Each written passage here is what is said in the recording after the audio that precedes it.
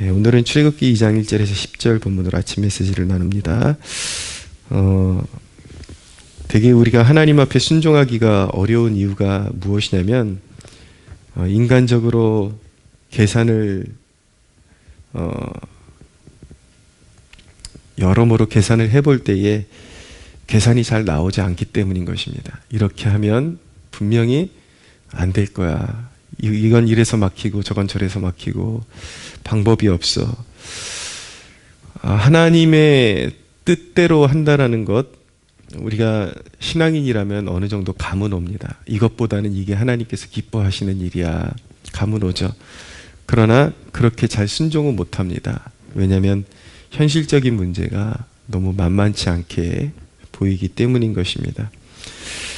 오늘 이 모세의 가정, 모세가 태어나는 장면을 기록하고 있는데 모세의 가정의 결단도 그러했습니다. 이제 법적으로는 애굽의 바로가 이스라엘의 사내 아이들이 태어나면 무조건 다 강에 던져서 죽여라, 그렇게 명령을 내렸는데 그 아이를 살려둔 것을 알게 되면 이제 온 가족이 위태로울 수도 있고 여러 가지 불이익, 그리고 아이를 살려도 기를 수 없다라는 그런 이제 막막한 상황 가운데 처해 있던 것이죠. 그런데 그들은 어떻게 하기로 결정했냐면 모세가 태어나고 나서 3절에 보시면 2절 3절 그 여자가 임신하여 아들을 낳으니 그가 잘생긴 것을 보고 석 달 동안 그를 숨겼으나, 이제 레위인 여자 요게벳을 말하는 것입니다.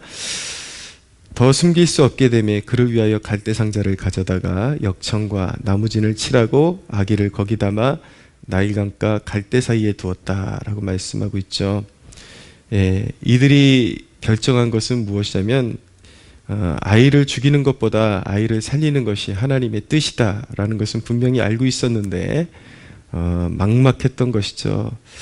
그러나 아이를 살렸을 때 하나님께서 과연 이들을 위해서 무엇을 하실 수 있을지 그들은 아무것도 확신을 할 수가 없었습니다. 앞이 보이는 것은 사실 아무것도 없었습니다. 아이를 살리면 하나님께서 그 아이를 인도해 주시겠지, 어떻게 살려주시겠지, 그런 확신을 가질 수 있을 만한 그 어떤 요소도 그들이 가지고 있지는 못했습니다. 그러나 분명한 것은 적어도 그들이 할 수 있는 최선을 선택했다라는 것입니다.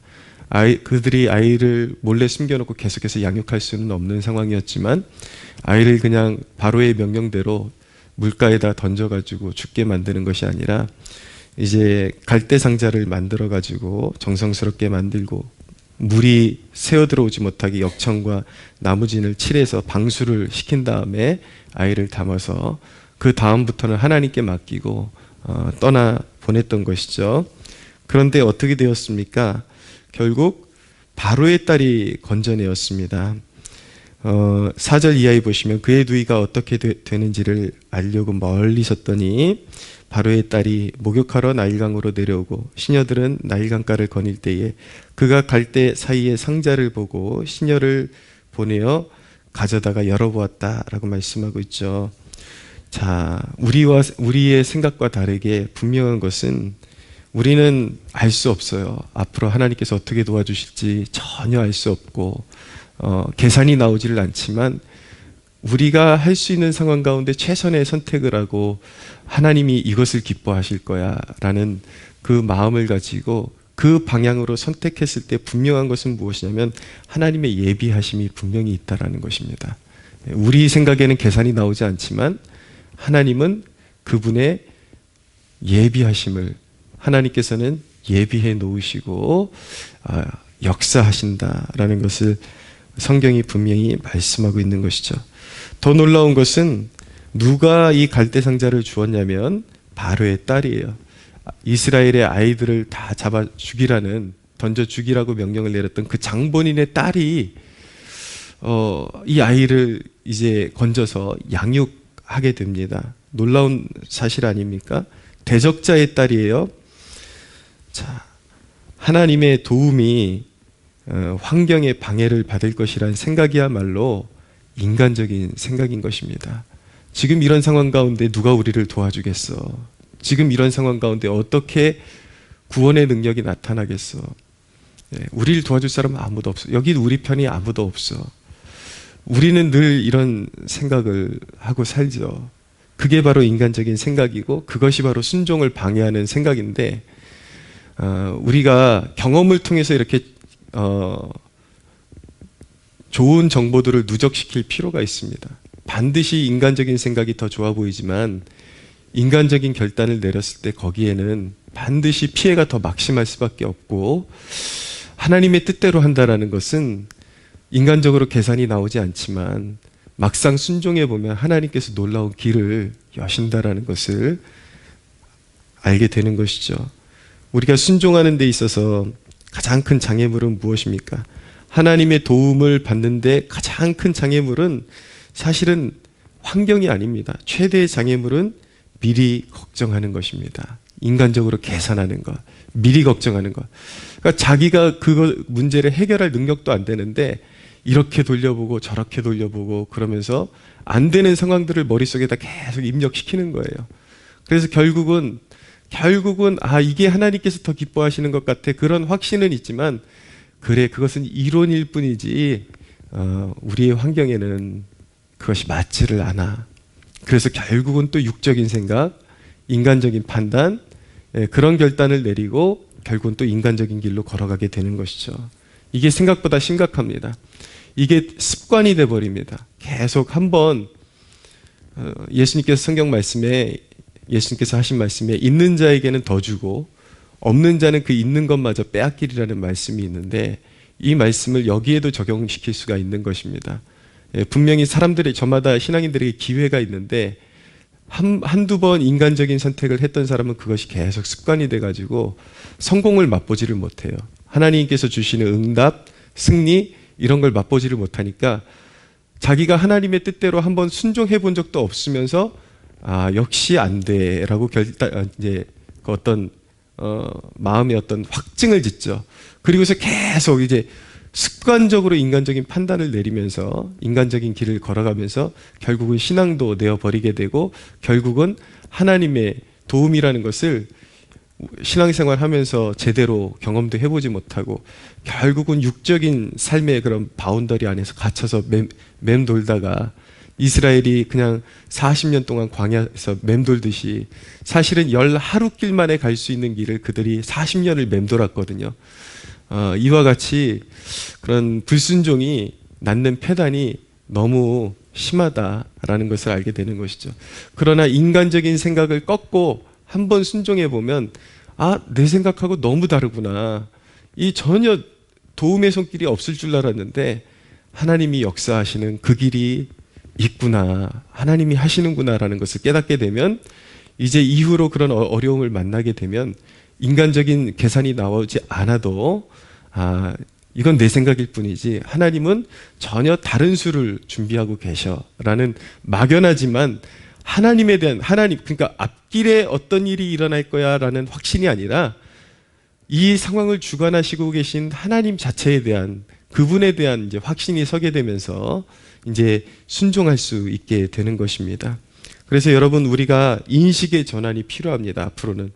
앞으로는 이러해서 안 돼, 이런 생각이 아니라 하나님의 뜻이 있다면 이라는 말투로 바꿔야 됩니다. 잘 몰라요. 우리는 앞으로 어떤 일이 일어날지 잘 모르지만 하나님의 뜻이 있다면 반드시 하나님께서 역사하시고 도움을 주실 것이다 라는 그런 말투로, 그런 기대와 말투로 바꿔야 하는 것입니다.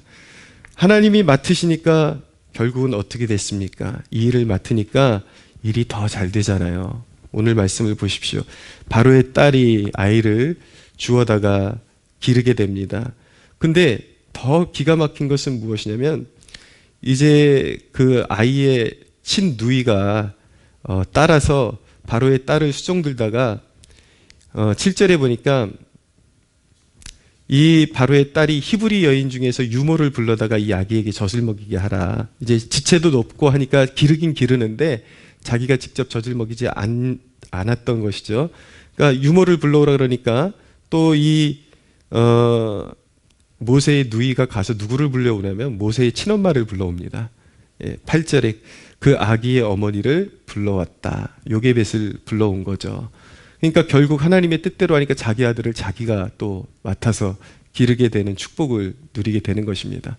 예, 하나님의 뜻에 순종하지 않았더라면, 미리 걱정하고 아이를 죽였더라면 얼마나 그 가정이 불행하고 힘들었겠습니까? 하나님의 뜻에 순종하니까 자기 아이를 자기가 맡아서 기르게 되고, 또 하나님이 더 배려해 주십니다. 9절에 보니까 바로의 딸이 그에게 이르되 이 아기를 데려다가 나를 위하여 젖을 먹이라. 내가 그 삭슬 주리라. 양육비까지 이제 감당하는 그런 축복을 주게 되시는 것이죠. 예, 과연 무엇이 더 잘 되는 길입니까? 예, 인간의 생각을 내려놓고 하나님의 뜻에 순종하면 내 걱정과 같이 되는 것이 아니라 전능하신 하나님의 그 계획이 펼쳐지는 그런 놀라운 역사 가운데 살아갈 수 있게 되는 것입니다. 여러분, 인간의 생각으로는 무모한 것 같지만 순종보다 확실한 것은 없습니다. 예수 그리스도께서도 인류를 구원하시는데 가장 어리석어 보이는 그 십자가를 지기로 결단을 하시죠. 아버지의 뜻대로 그 십자가를 지셨을 때에 사단은 자신들이 승리했다, 메시아를 죽였다, 끝장내었다 라고 그렇게 잠시 동안 환호성을 질렀겠지만, 그러나 그 십자가를 지심으로써 사단의 머리를 예수님께서는 십자가의 그 끝으로 사단의 관자놀이를 땅바닥에 쳐 박으셨습니다. 그래서 결국 사단에 대한 영원한 승리를 선포하셨고, 그분은 죽은 지 3일 만에 부활하셔서 온 인류의 믿는 자들의 구주가 되어주셨고 구원의 문을 활짝 열어주시게 된 것입니다. 여러분, 10절을 보십시오. 그 아기가 자라매 바로의 딸에게로 데려가니 그가 그의 아들이 되니라. 그가 그의 이름을 모세라 하여 이르되 이는 내가 그를 물에서 건져내었음이라 하였더라. 모세가 누구입니까? 이 물에서 건져낸 아이가 결국은 이스라엘 역사상 가장 위대한 하나님의 선지자, 하나님의 율법을 수여받아서 백성에게 전해주고 출애굽을 시켰던 그러한 놀라운 하나님의 구원 역사에 쓰임받는 그러한 역할, 이후에 예수 그리스도를 오실 길을 예비하는 하나님의 사람이 된 것이죠. 여러분, 우리가 착각을 버려야 되는 것이 내가 누구보다도 잘 판단할 수 있다라는 착각부터 버려야 합니다. 나는 내가 직감이 있는데 앞으로 이렇게 될 거야. 안 돼. 이거 절대 안 돼. 인간적으로 계산이 안 나와. 예, 이런 자기가 누구보다도 잘 판단할 수 있다라는 것, 예, 그런 착각부터 버리고 모든 것을 하나님께 내려놓아야 합니다. 어떻게? 라는 질문은 하나님 앞에 올려드리고 무조건 순종하십시오. 하나님께서 더 기뻐하시는 길이 보이면 그 길로 따라가십시오. 문제는 나라는 존재입니다. 포기하지 않는 나, 걱정하는 나, 미리 판단하는 나라는 그 자아가 죽어야 이제 하나님께서 역사하시는 것이죠. 나만 나서지 않으면 하나님께서 역사하십니다. 나만 판단하고 내가 잘났다고 그렇게 앞서가지 않으면 하나님께서 분명히 일하심을 보게 됩니다. 나라는 존재를 내려놓고 구원의 하나님, 우리 하나님은 구원의 하나님이시고 도우시는 하나님이시고 예비하시는 하나님이니까 걱정하지 마시고 하나님께서 기뻐하시는 길로 그렇게 선택하고 따라갈 수 있는 여러분들 되시기를 예수님의 이름으로 축복합니다.